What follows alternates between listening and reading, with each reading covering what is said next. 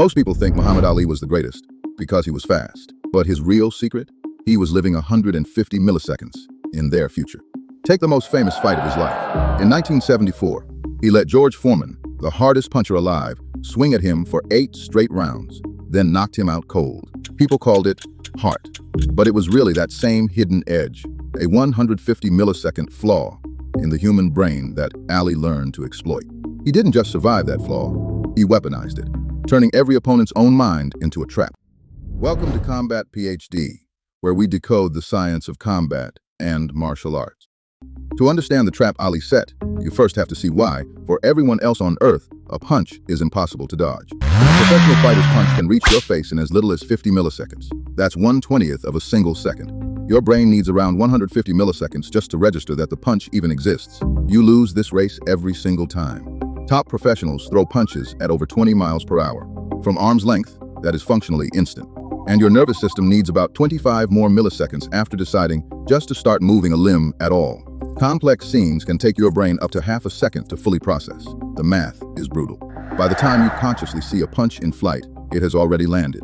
Your awareness is living slightly in the past. Yet every single weekend, somewhere, a fighter leans 2 inches back and a full-power fist sails harmlessly past their chin. If reacting is physically impossible, then dodging should be too. It isn't, because the best fighters are not reacting at all. Philosopher David Papineau studied this exact paradox in elite athletes and found the answer hiding in tennis, of all places. A serve arrives too fast to react to, yet pros return it. Researchers blocked their vision the instant the ball launched. They were never really watching the ball. They were reading the server's body before it ever left the racket. Fighters run the same software. The punch is old news. The information they need arrives earlier, in the shoulders and hips. Before any punch, weight shifts, a hip rotates, a shoulder drops a centimeter. Fighters call these tells. Shown an opponent just beginning to move, experts predict what's coming with 83% accuracy. Novices manage 68. That gap is the entire sport. It's the difference between slipping a punch and waking up on the canvas. And here's Ali's first secret. The heavyweights of his era were orthodox and predictable, easy to read. Their tells handed Ali all the time he needed. Your instinct screams, watch the hands. And that instinct is exactly what gets beginners knocked out. Japanese swordsmen named the answer centuries ago. They call it Enzan no Metsuke, gazing at the far mountain. Look at your opponent the way you'd look at a distant mountain, softly, centrally, taking in the whole body at once. Eye-track kendo masters anchored their gaze on the opponent's head, almost never the weapon. A still eye turns peripheral vision into radar. Every limb, every weight shift registers at once. The scoreboard settled it. Experts landed their strikes up to 100% of the time. Novices, as low as 23. Across boxing, MMA, and kendo, the pattern holds. Experts fixate fewer places, hold each fixation longer, and see more. Every round of sparring is a data harvest. Thousands of attacks, each filed away with the movements that preceded it. After years, the brain holds a private library.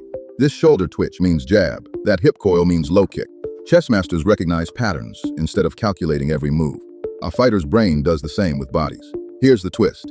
Raw reaction speed barely differs between champions and average gym members. The hardware is nearly identical. The difference is software. Experts start their decision earlier, on earlier information, so the same slow hardware finishes in time. It explains the eerie calm on a veteran's face. Their world isn't faster. It's simply more predictable. It also explains why unusual styles cause chaos. A southpaw or a spinning specialist writes in a language most libraries barely contain. And it is exactly why feints work. A fake shoulder drop triggers the whole prediction engine, and the real punch arrives behind it. Now hold that idea. Overload the engine, hide the real punch behind the noise, because it is the exact machine Ali built his genius on. The honest truth, your raw reaction time is mostly fixed. Around 150 milliseconds is close to the human floor. But prediction is pure learning, and learning is trainable at any age. The library grows every hour you watch fighters move. That is why coaches preach slow sparring. Speed hides the cues. Slowness lets a beginner's brain finally catch the shoulder drop. So the path is simple. Watch a lot, spar slowly and often, and let the shelves fill themselves. Which brings us back to the man who understood all of this before science could ever measure it. Muhammad Ali never saw a lab report, but everything you just learned, he weaponized by pure instinct and flipped it from defense into offense. Start with speed. Ali was lighter and faster than the bruising heavyweights he faced, moving like a man 2 weight classes smaller. Speed shrinks the clock. Against slower heavyweights, his punches arrived inside the 150 millisecond window before their brains could answer. Then his defense. Ali carried his hands low and pulled straight back from punches. The famous Ali lean. evading by inches, not blocks. It looked reckless. It was math. He read the orthodox, telegraphed styles of his time so early that a 2-inch lean was all the answer he needed. But Ali's true genius was a fence, attacking the 150-millisecond gap in his opponent's mind on purpose. He threw blizzards of fast, light jabs, not to hurt, but to flood his opponent with threats, forcing decision after decision after decision. Every extra choice is more thinking. More thinking is more delay. Quietly, punch by punch, Ali was draining his opponent's shot. And hidden inside that storm of harmless taps, he mixed the heavy shot, disguised behind the noise, landing before the brain could sort real from fake. He also struck from angles no one had a model for.